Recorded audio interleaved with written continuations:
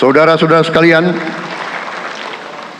beberapa saat yang lalu di hadapan majelis yang terhormat ini, di hadapan seluruh rakyat Indonesia, dan yang terpenting di hadapan Tuhan Yang Maha Kuasa, Allah Subhanahu wa Ta'ala, saya Prabowo Subianto dan saudara Gibran Rakabuming Raka telah mengucapkan sumpah untuk mempertahankan undang-undang dasar kita, untuk menjalankan semua undang-undang dan peraturan yang berlaku, untuk berbakti kepada negara dan bangsa. Sumpah tersebut akan kami jalankan dengan sebaik-baiknya, dengan penuh rasa tanggung jawab dan dengan semua kekuatan yang ada pada jiwa dan raga kami. Kami akan menjalankan kepemimpinan pemerintah Republik Indonesia, kepemimpinan negara dan bangsa Indonesia dengan tulus, dengan mengutamakan kepentingan seluruh rakyat Indonesia, termasuk mereka-mereka yang tidak memilih kami. Kami akan mengutamakan kepentingan bangsa Indonesia, kepentingan rakyat Indonesia di atas segala kepentingan, di atas segala golongan, apalagi kepentingan pribadi kami. Saudara-saudara sekalian, tantangan, rintangan, hambatan, dan ancaman yang dihadapi oleh bangsa Indonesia di tengah dinamika dan pergolatan dunia tidak ringan. Saudara-saudara sekalian, kita faham, kita mengerti bahwa karunia yang diberikan oleh Yang Maha Kuasa kepada kita sungguh sangat besar dan sungguh sangat beragam. Kita memiliki luas wilayah daratan dan lautan yang sangat besar. Kita memiliki kekayaan alam yang sangat besar. Kita mengerti bahwa sumber alam ini terdiri dari sumber-sumber alam yang sangat penting untuk kehidupan manusia di abad ke-21 dan seterusnya. Namun, di tengah segala karunia tersebut, di tengah segala kelebihan yang kita miliki, yang memang membuat kita harus menghadapi masa depan dengan optimis, tetapi kita pun harus berani untuk melihat hambatan, tantangan, rintangan, ancaman, dan kesulitan yang ada di hadapan kita. Saya selalu mengajak saudara-saudaraku sebangsa dan setanah air untuk menjadi bangsa yang berani, bangsa yang tidak takut tantangan, bangsa yang tidak takut rintangan, bangsa yang tidak takut ancaman. Saudara-saudara sekalian, sesungguhnya sejarah kita adalah sejarah dengan penuh kepahlawanan, penuh pengorbanan, penuh keberanian.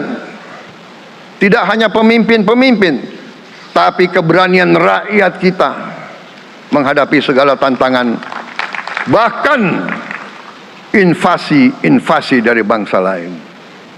Saudara-saudara sekalian, kita faham dan kita mengerti bahwa kemerdekaan kita bukan hadiah. Kemerdekaan kita dapat dengan pengorbanan yang sangat besar, saudara-saudara sekalian. Dan kita harus faham dan ingat selalu, pengorbanan yang paling besar adalah pengorbanan dari rakyat kita yang paling miskin, wong cilik yang berjuang, yang memberi makan kepada pejuang-pejuang. Janganlah kita lupa, waktu kita perang kemerdekaan, kita tidak punya anggaran, kita tidak punya APBN, pasukan kita tidak digaji. Siapa yang memberi makan kepada kita? Yang beri makan adalah para petani di desa-desa. Yang beri makan adalah para nelayan. Yang beri makan adalah para pekerja. Terus menerus mereka yang mendirikan Republik Indonesia. Sekarang saya mengajak saudara-saudara, terutama unsur pimpinan dari semua kalangan, dari kalangan cendekiawan, dari kalangan ulama, dari kalangan pengusaha, dari kalangan pemimpin politik, dari kalangan pemuda dan mahasiswa. Mari kita berani menghadapi tantangan-tantangan tersebut. Saudara-saudara sekalian, tantangan yang besar yang kita hadapi ada yang berasal dari luar kita. Tapi harus kita akui, harus kita berani mengakui, banyak tantangan, banyak kesulitan, banyak rintangan yang berasal dari diri kita sendiri. Ada tantangan-tantangan, kesulitan-kesulitan yang terjadi karena kita kurang waspada. Karena kadang-kadang kita tidak handal dan tidak piawai dalam mengurus kekayaan kita sendiri. Saudara-saudara sekalian, marilah kita berani mawas diri. Marilah kita berani menatap wajah kita sendiri. Dan mari kita berani memperbaiki diri kita sendiri. Marilah kita berani mengoreksi diri kita sendiri. Saudara-saudara sekalian, kita harus menghadapi kenyataan bahwa masih terlalu banyak kebocoran, penyelewengan, korupsi di negara kita. Ini adalah yang membahayakan masa depan kita dan masa depan anak-anak kita dan cucu-cucu kita. Kita harus berani mengakui terlalu banyak kebocoran-kebocoran dari anggaran kita, penyimpangan-penyimpangan, kolusi di antara para pejabat politik, pejabat pemerintah di semua tingkatan, dengan pengusaha-pengusaha yang nakal, pengusaha-pengusaha yang tidak patriotik. Janganlah kita takut untuk melihat realita ini. Kita masih melihat sebagian saudara-saudara kita yang belum menikmati hasil kemerdekaan.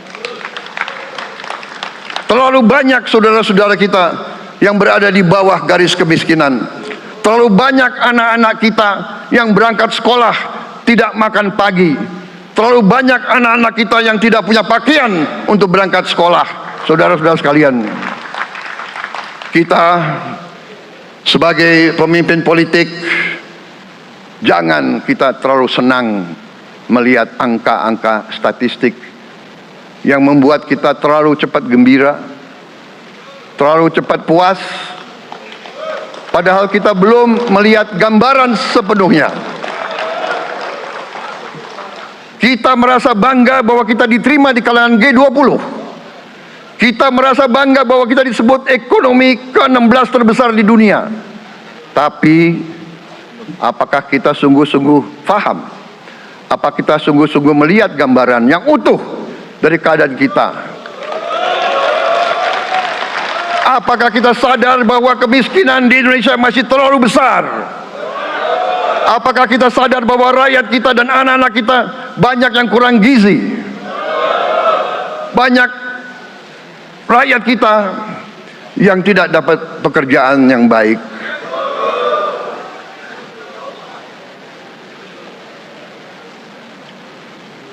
Banyak sekolah-sekolah kita yang tidak terurus. Saudara-saudara sekalian,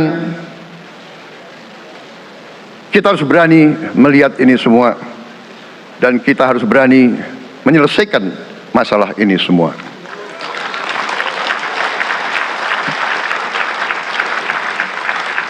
Saudara-saudara sekalian, saya mengajak kita semua, marilah kita berani melihat kenyataan. Kita boleh bangga dengan prestasi kita, tapi marilah kita jangan tertegun, jangan terlalu cepat puas, jangan terlalu cepat gembira dengan menutup mata dan hati kita terhadap tantangan-tantangan dan penderitaan saudara-saudara kita. Saudara-saudara sekalian, kita tidak boleh memiliki sikap seperti burung unta yang kalau melihat sesuatu yang tidak enak, ia memasukkan kepalanya dalam tanah. Mari kita menatap ancaman dan bahaya dengan gagah. Marilah kita menghadapi kesulitan dengan berani. Saudara-saudara sekalian, marilah kita berhimpun, marilah kita bersatu untuk mencari solusi-solusi, mencari jalan keluar dari ancaman dan bahaya tersebut. Saudara-saudara sekalian, saya telah mencanangkan bahwa Indonesia harus segera swasembada pangan dalam waktu yang sesingkat-singkatnya. Kita tidak boleh tergantung sumber makanan dari luar. Dalam krisis, dalam keadaan genting, tidak ada yang akan mengizinkan barang-barang mereka untuk kita beli. Karena itu, tidak ada jalan lain. Dalam waktu yang sesingkat-singkatnya, kita harus mencapai ketahanan pangan.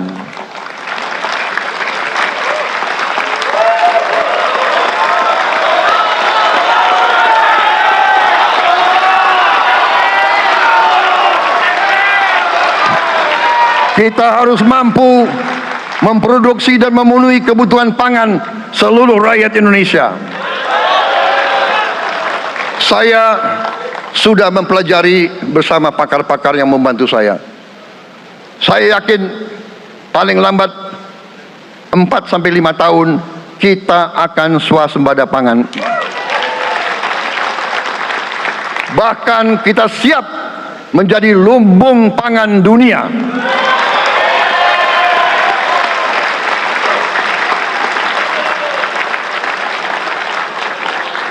Saudara-saudara sekalian, kita juga harus swasembada energi. Dalam keadaan ketegangan, dalam keadaan kemungkinan terjadi perang di mana-mana, kita harus siap dengan kemungkinan yang paling jelek. Negara-negara lain harus memikirkan kepentingan mereka sendiri. Kalau terjadi hal yang tidak kita inginkan, sulit akan kita dapat sumber energi dari negara lain. Karena itu, kita harus swasembada energi dan kita mampu untuk swasembada energi. Kita diberi karunia oleh Tuhan Maha Besar, tanaman-tanaman yang membuat kita bisa tidak tergantung bangsa lain. Tanaman-tanaman seperti kelapa sawit bisa menghasilkan solar dan bensin. Kita juga punya tanaman-tanaman lain seperti singkong, tebu, sagu, jagung, dan lain-lain. Kita juga punya energi bawah tanah, geotermal yang cukup. Kita punya batu bara yang sangat banyak. Kita punya energi dari air yang sangat besar. Saudara-saudara sekalian, pemerintah yang saya pimpin nanti akan fokus untuk mencapai swasembada energi. Kita juga harus mengelola air kita dengan baik. Alhamdulillah kita punya sumber air yang cukup. Dan kita sudah punya teknologi menghasilkan air yang murah dan yang bisa memenuhi kebutuhan kita. Saudara-saudara sekalian, juga semua subsidi, bantuan kepada rakyat kita yang masih dalam keadaan susah, harus kita yakin subsidi-subsidi itu sampai kepada mereka yang butuhkan. Kita harus berani meneliti dan kalau perlu kita robah subsidi itu harus kepada langsung keluarga-keluarga yang membutuhkan itu. Dengan teknologi digital kita akan mampu sampai subsidi itu sampai ke setiap keluarga yang membutuhkan. Tidak boleh aliran-aliran bantuan itu tidak sampai ke mereka yang butuh itu. Saudara-saudara, anak-anak kita semua harus bisa makan bergizi minimal 1 kali sehari. Dan itu akan kita lakukan, dan itu bisa kita lakukan, saudara-saudara sekalian. Selain itu, menjamin, melindungi mereka yang paling lemah untuk mencapai kesejahteraan sejati, kemakmuran yang sebenarnya. Kita harus melakukan hilirisasi kepada semua komoditas yang kita miliki. Nilai tambah dari semua komoditas itu harus menambah kekuatan ekonomi kita, sehingga rakyat kita bisa mencapai tingkat hidup yang sejahtera. Seluruh komoditas kita harus bisa dinikmati oleh seluruh rakyat Indonesia. Saya sudah katakan, kita harus berani menghadapi dan memberantas korupsi dengan perbaikan sistem, dengan penegakan hukum yang tegas, dengan digitalisasi. Insya Allah kita akan kurangi korupsi secara signifikan. Tapi ini harus kita lakukan. Seluruh unsur pimpinan harus memberi contoh. Ingarso sing tulodo. Saudara-saudara sekalian, ada pepatah yang mengatakan, kalau ikan menjadi busuk, busuknya mulai dari kepala. Semua pejabat dari semua eselon dan semua tingkatan harus memberi contoh untuk menjalankan kepemimpinan pemerintahan yang sebersih-bersihnya. Mulai dengan contoh dari atas, dan sesudah itu penegakan hukum yang tegas dan keras. Saudara-saudara sekalian, semua kita percaya dan kita yakin kita akan punya kekuatan untuk bisa menghilangkan kemiskinan dari bumi Indonesia. Ini sasaran yang berat. Bahkan banyak yang mengatakan bahwa ini sesuatu yang tidak mungkin. Saudara-saudara, pemimpin yang berani, pemimpin yang baik akan terpanggil untuk menghadapi yang tidak mungkin dan mencari jalan agar yang tidak mungkin kita atasi.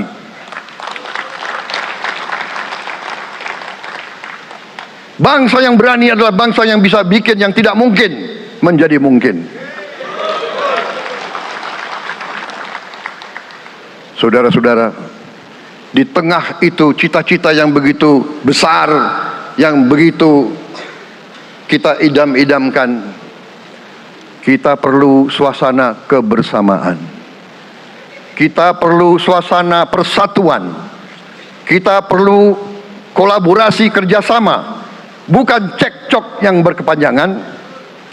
Kita perlu pemimpin-pemimpin yang tidak caci maki, pemimpin-pemimpin yang arif, yang bijaksana, yang mengerti dan cinta budaya dan sejarah bangsa sendiri, yang bangga dengan adab, tradisi, dan adat bangsa kita sendiri.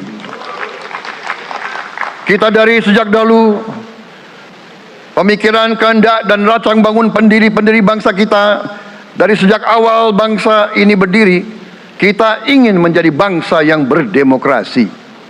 Kita menempatkan kedaulatan rakyat setinggi-tingginya. Dalam dasar negara kita, Pancasila, kerakyatan merupakan sendi utama dari kelima sila yang kita junjung tinggi. Kerakyatan yang dipimpin oleh hikmat kebijaksanaan dalam permusyawaratan perwakilan. Kita menghendaki kehidupan demokrasi, tapi marilah kita sadar bahwa demokrasi kita harus demokrasi yang khas untuk Indonesia. Demokrasi yang cocok untuk bangsa kita. Demokrasi yang berasal dari sejarah dan budaya kita. Demokrasi kita harus demokrasi yang santun. Demokrasi di mana berbeda pendapat harus tanpa permusuhan. Demokrasi di mana mengoreksi harus tanpa caci maki. Bertarung tanpa membenci. Bertanding tanpa berbuat curang. Demokrasi kita harus demokrasi yang menghindari kekerasan, yang menghindari adu domba, yang menghindari hasut menghasut. Demokrasi kita harus demokrasi yang sejuk, demokrasi yang damai, demokrasi yang menghindari kemunafikan. Hanya dengan persatuan dan kerjasama kita akan mencapai cita-cita para leluhur bangsa kita. Bangsa yang gemah ripah loh jinawi, toto tentrem kertora harjo. Bangsa yang baldatun, tojibatun, warobun gofur. Bangsa di mana rakyat cukup tangan, cukup sandang, cukup papan. Cita-cita kita adalah melihat wong cilik iso gemuyu. Wong cilik bisa senyum, bisa ketawa. Saudara-saudara sekalian, kita harus ingat bahwa kekuasaan itu adalah milik rakyat. Kedaulatan itu adalah kedaulatan rakyat. Kita berkuasa seizin rakyat. Kita menjalankan kekuasaan harus untuk kepentingan rakyat. Kita harus selalu ingat, setiap pemimpin dalam setiap tingkatan harus selalu ingat, pekerjaan kita harus untuk rakyat.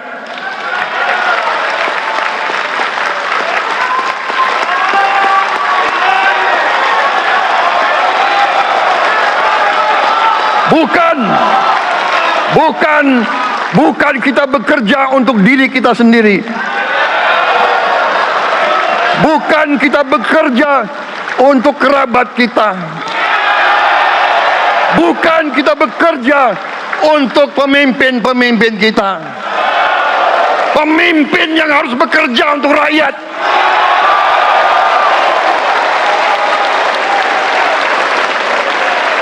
Rakyatnya merdeka. Rakyat harus bebas dari ketakutan, bebas dari kemiskinan, bebas dari kelaparan, bebas dari kebodohan, bebas dari penindasan, bebas dari penderitaan. Saudara-saudara sekalian, masih ada saudara-saudara kita usianya di atas 70 tahun masih menarik becak. Ini bukan ciri-ciri bangsa yang merdeka. Hanya kalau kita bisa wujudkan itu, kalau kita bisa wujudkan keadaan di mana rakyat kita sungguh-sungguh merasa dan menikmati kemerdekaan, baru boleh kita sungguh-sungguh puas dan bangga dengan prestasi Indonesia merdeka. Sebelum itu, marilah kita kerja keras. Marilah kita berjuang tanpa menyerah. Mari kita menghimpun dan menjaga semua kekayaan kita. Jangan mau kekayaan kita diambil murah oleh pihak-pihak lain.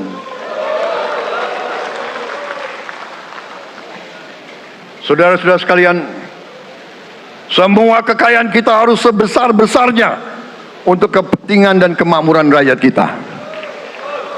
Saudara-saudara, dalam sejarah politik, hal ini mudah diucapkan, tidak mudah untuk kita capai. Tapi kita bisa capai kalau kita bersatu dan bekerja sama. Marilah kita bangun masa depan bersama. Marilah kita menganggap rekan-rekan kita, walaupun berbeda suku, berbeda agama, berbeda partai, berbeda golongan, kita adalah sama-sama anak Indonesia. Bertanding semangat, sesudah bertanding mari kita berhimpun kembali. Presiden Joko Widodo mengalahkan saya Berapa kali ya? Saya lupa itu. Tapi begitu beliau menang ya, beliau mengajak saya bersatu.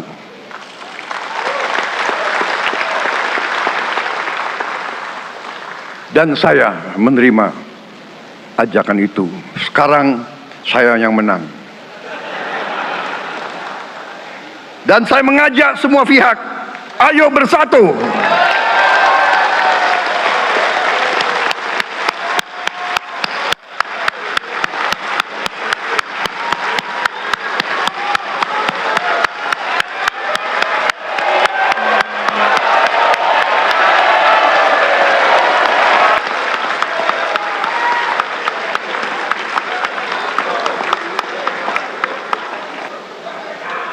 Saudara-saudara sekalian, dalam menghadapi dunia internasional, Indonesia memilih jalan bebas aktif, non-blok, non-aligned.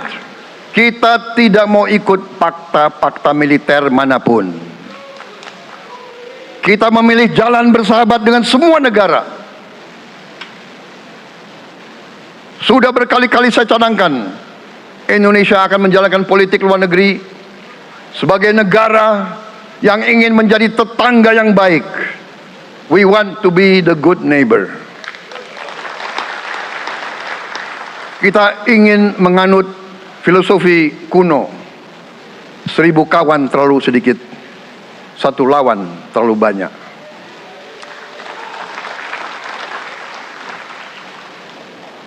Saudara-saudara sekalian, dengan demikian kita ingin menjadi sahabat semua negara. Tapi kita punya prinsip. Prinsip kita adalah prinsip anti penjajahan. Karena kita pernah mengalami penjajahan. Kita anti penindasan. Karena kita pernah ditindas. Kita anti rasialisme. Kita anti apartheid. Karena kita pernah mengalami apartheid. Waktu kita dijajah, bahkan kita digolongkan lebih rendah dari anjing. Banyak prasasti dan marmer, banyak papan-papan di mana disebut Honden and Inlander Verboden. Saya masih lihat prasasti di kolam renang Manggarai tahun 78, Honden and Inlander Verboden. Saudara-saudara, karena itu kita punya prinsip, kita harus solider, kita harus membela rakyat-rakyat yang tertindas di dunia ini. Karena itu kita mendukung kemerdekaan rakyat Palestina.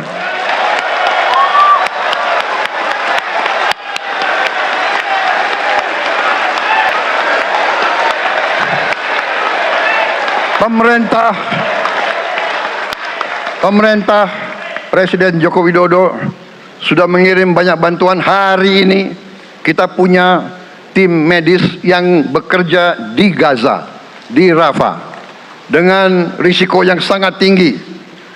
Dokter-dokter kita, perawat-perawat kita sudah bekerja sama di Rafah, di Gaza bersama saudara-saudara kita dari Uni Emirat Arab. Dan kita pun siap untuk mengirim bantuan yang lebih banyak. Dan kita siap untuk evakuasi mereka-mereka yang luka dan anak-anak yang trauma dan korban. Kita siapkan semua rumah sakit tentara kita dan nanti rumah sakit lain untuk membantu saudara-saudara kita yang menjadi korban perang yang tidak adil.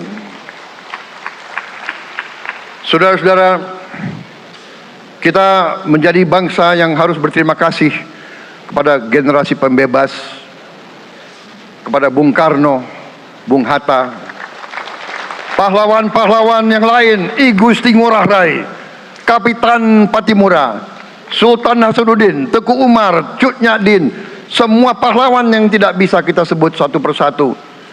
Tapi mereka yang membayar saham kemerdekaan dengan darah dan air mata mereka.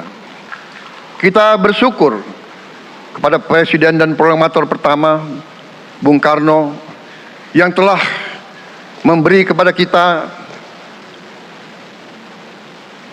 ideologi negara, Pancasila.